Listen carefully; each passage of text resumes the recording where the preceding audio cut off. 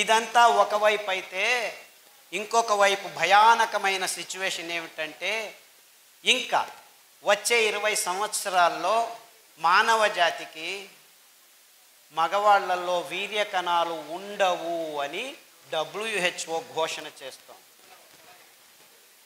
ఉండినా, పిల్లలు పుట్టినా అందులో 28 మంది బుద్ధిమాంద్యులు పుడతారు అని చెబుతున్నారు. అంటే మనం ఆరోగ్యం గురించి కాదు నేను మాట్లాడేది, అనారోగ్యం గురించి కాదు మాట్లాడుతున్నది. ఆ పాపం పుణ్యం మెరుగని పుట్టబోయే పిల్లల్లో 28 మంది 100కి బుద్ధిమాంద్యులుగా పుట్టించే సాధన ఈ మానవ జాతిది అని చెప్పేదానికి నాకు సిగ్గు అవుతుంది. అంటే మన వీర్య కణాలు, అండాణువులు గతి తప్పి, దిశ తప్పి సరిగ్గా పనిచేయట్లేదు అని ఏ నాథుడు ఆలోచించటం లేదు. రోగాలను బాగు చేసుకోవచ్చు, కానీ పుట్టబోయే పిల్లల్నే అంటే ఆ సిపియులే సరిగ్గా లేకుండా ప్రింట్ చేస్తున్నారన్నమాట. మీరు సెంట్రల్ ప్రాసెసింగ్ యూనిట్, పిల్లలు ఉత్పాదన అయితే ఆ పిండము, అండము పిండమై పిండము మనిషే అని పాపయ్యేదానికి ఆ మధ్యలో ఏదో మోసం చేస్తున్నాము. పిల్లలకి ఫిట్స్ వస్తున్నాయి, దిక్కు తోచట్లేదు, అటెన్షన్ డెఫిసిట్ సిండ్రోమ్ అని ఒక కొత్త పేరు పెడుతున్నారు. ఇలా పేర్ల మీద పేర్లు పెట్టుకొని రోగాల మీద రోగాలను సృష్టించుకుంటూ ఇంకా మనం ముందు విజ్ఞానం పేరులో ఆడపిల్లలు ముట్టవటం 8 సంవత్సరాలకి దించుకున్నాం. అది పాల వల్ల అని నేను 20 సంవత్సరాల నుంచి చెబుతుంటే ఇంతవరకు ఏ డాక్టరు, ఏ విజ్ఞాని అది అవునో కాదో చెప్పట్లేదు. అంటే నా దగ్గరికి వచ్చిన ఆడపిల్లలకి పాలు అనే పదార్థాన్ని స్టాప్ చేస్తే మీలో ఉన్న 90% ప్రాబ్లమ్ సాల్వ్ అవుతాయమ్మా అని చెబితే 100,000 మంది ఈ పాలను ఆపు చేసిన తర్వాత వాళ్ళకు అవుతున్న గర్భకోశ ప్రాబ్లమ్స్ ఏమిటి, ముట్టు ప్రాబ్లమ్స్ ఏమిటి, స్తనాల్లో గడ్డలేమిటి, పీరియడ్స్ ప్రతిసారి వచ్చినప్పుడు దిక్కు తెలియని నొప్పులతో కష్టపడుతూ ఉంటే ఒక్కొక్క ట్యాబ్లెట్ వేసుకొని ఎవరికి చెప్పలేక ఆ ట్యాబ్లెట్ల వల్ల వాళ్ళ కిడ్నీలు టప్పుకొని లేచిపోతుంటే, క్రియాటినిన్ ఎక్కువ అవుతుంటే నో ప్రాబ్లం, మేము డయాలిసిస్ యూనిట్లను రెడీ చేస్తున్నాము. ప్రతి జిల్లాలో 100 డయాలిసిస్. ఎందుకురా కిడ్నీలు లేచిపోతున్నాయని ఎవరు ప్రశ్నలు అడగటం లేదు. ఇలా చెబుతూ పోతే మీరు తాగుతున్న ఈ నీళ్లు చచ్చిన నీళ్లు, బోరు నీళ్లు ఎందుకు చచ్చాయి?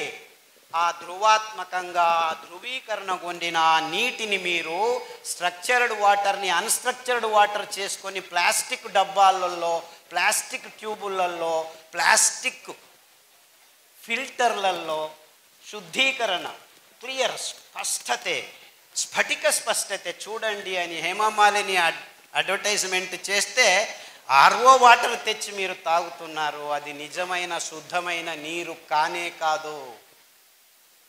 ఎప్పుడైతే నీరు రచనాత్మకంగా స్ట్రక్చర్డ్ వాటర్ అవుతుంది, ఎప్పుడు నీరు పారుతున్నప్పుడు, ఆ పారటంలోనే ఎనర్జీ వస్తుంది, ఆక్సిజన్, హైడ్రోజన్ స్ట్రక్చర్ అవుతాయి. అండ్ దట్ ఎనర్జీ ఎక్కడి నుంచి వస్తుంది? ఆ పొటెన్షియల్ ఎనర్జీ కైనెటిక్ ఎనర్జీగా మారినప్పుడు వస్తుంది. ఆ మారినప్పుడు వాటర్ స్ట్రక్చర్ అవుతుంది, తనలో ఉన్న కల్మషాల్ని దూరం చేసుకుంటుంది. అందుకే పారుతున్న నీళ్లు, అందుకే పాప వినాశం అని ఉంది ఆ తిరుపతి దగ్గర. ఆ జలపాతం కింద నుంచుంటే చాలు నీకు రోగాలు బాగవుతాయి, పాపాలు బాగవుతాయి. పాపం అంటే రోగమే.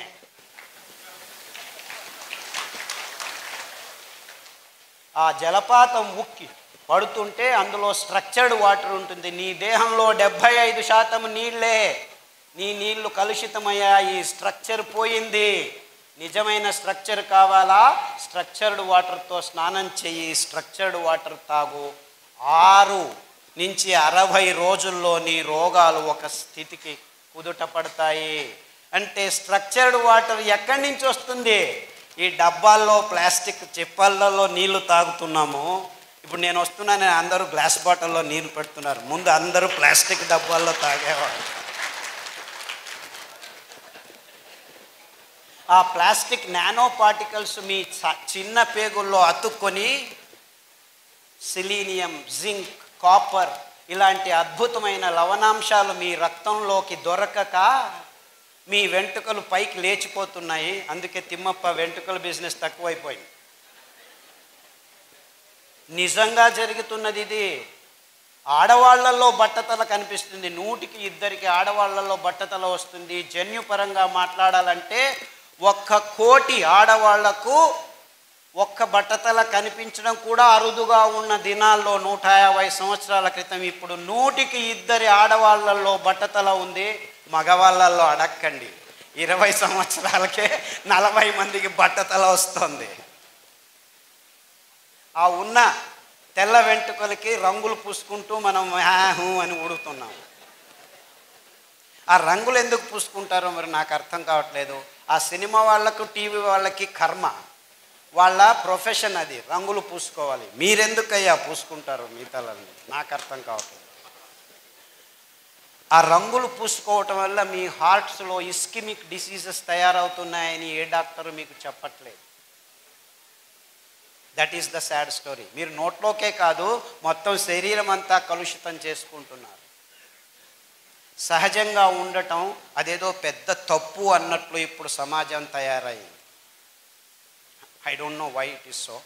ఎందుకంటే urbanisation, the so called TVs, so called advertisements, so called భయంకరమైన జీవితం, రియాలిటీ షోస్. రియాలిటీ షోస్లోకి దిగిపోయాం. సో ఏమిటవుతుంది ఇదంతా? మనకు తక్కగా మంచి నీళ్లు ఉత్పాదన చేసుకోలేకపోతున్నాం. టెక్నాలజీ మాత్రం పైకి పోతుంది. ఏం లాభం? యూజ్లెస్ వాటర్తో. అందుకే రోగాలు వస్తున్నాయి. తాగండి అద్భుతమైన తామ్ర రాగి ఫలకం, రాగి ప్లేటు మట్టి కుండలో నీళ్ళల్లో పెడితే రాత్రి మీకు స్ట్రక్చర్డ్ వాటర్ తయారవుతుంది. ఎలా తయారవుతుంది? నీళ్లు పారితే స్ట్రక్చర్డ్ అయితే రాగి ఫలకం మీద ఫ్రీ ఎలక్ట్రాన్స్, రుణాత్మక కణాలు బుర్రని తిరుగుతూ ఉంటాయి. ఓన్లీ రాగి ప్లేట్ మీద ఈ పద్ధతి ఉంది. నేను ప్రయాణం చేస్తున్నప్పుడు రాగి చెంబులో, బయట దొరికేది ప్లాస్టిక్ నీళ్ళే నాకు తెలుసు, ఆ ప్లాస్టిక్ నీళ్ళని దీంట్లో వేస్తే 5-6 గంటల్లో రాగి ఉపరితలం మీద ఉన్న రుణాత్మక కణాలు బుర్రని తిరగటం వల్ల నీళ్ళల్లో ఉన్న కల్మషాలన్నీ రాగి ఫలకం మీదకి వచ్చేస్తాయి. దాన్ని రాత్రికి పొద్దున్న లేస్తే మీరు చింతపండు నీళ్ళతోనో నిమ్మకాయ నీళ్ళతోనో శుభ్రం చేసుకుంటే మళ్ళా రాగి ఫలకం తయారవుతుంది. మళ్ళా 5 లీటర్ల 10 లీటర్ నీళ్ళని ఈ బాటలు మీరు మట్టి కుండలో వేస్తే మొత్తం నీళ్ళన్నీ శుద్ధమవుతాయి. ఎప్పుడైతే మీరు ఈ రకంగా స్ట్రక్చర్డ్ వాటర్ను తాగటం మొదలు పెడతారో, ఎప్పుడైతే మీరు ఈ రకమైన స్ట్రక్చర్డ్ వాటర్తో వంట చేసుకొని భోజనం చేస్తారో, మీ ఆరోగ్యం సగానికి సగం మీ దేహంలో 6 నెలల్లో భాసమవుతుంది. దీనికి ఆ రాగి ప్లేట్ 100 రూపాయలు 200 రూపాయలు మీకు పనికొస్తుంది, మీ పిల్లలకు పనికొస్తుంది, మీ మనవాళ్లకు పనికొస్తుంది, మీ ముని మనవాళ్లకు పనికొస్తుంది, ఇంకా ముని మనవాళ్లకు పనికొస్తుంది. 1 నయా పైసా ఖర్చు లేదు. మీరు 200 రూపాయలు ఖర్చు పెడితే ఇప్పుడు తరతరాలు మీ కుటుంబంలో శుద్ధమైన స్ట్రక్చర్డ్ వాటర్ని తాగేదానికి వీలవుతుంది. ఇలా శుద్ధమైన స్ట్రక్చర్డ్ వాటర్తో మీరు భోజనం చేస్తే మీకు ఏ గ్యాస్ ప్రాబ్లం ఉండదు, ఏ ఇబ్బందులు కలగవు. ఇంత చిన్న విషయాన్ని ఏ శాస్త్రజ్ఞులు విడిచి చెప్పేదానికి ముందుకు రావట్లేదు. ఎందుకు? మీకందరికీ బాగా అయితే మాకు డబ్బులు ఎలా వస్తాయి బాబు?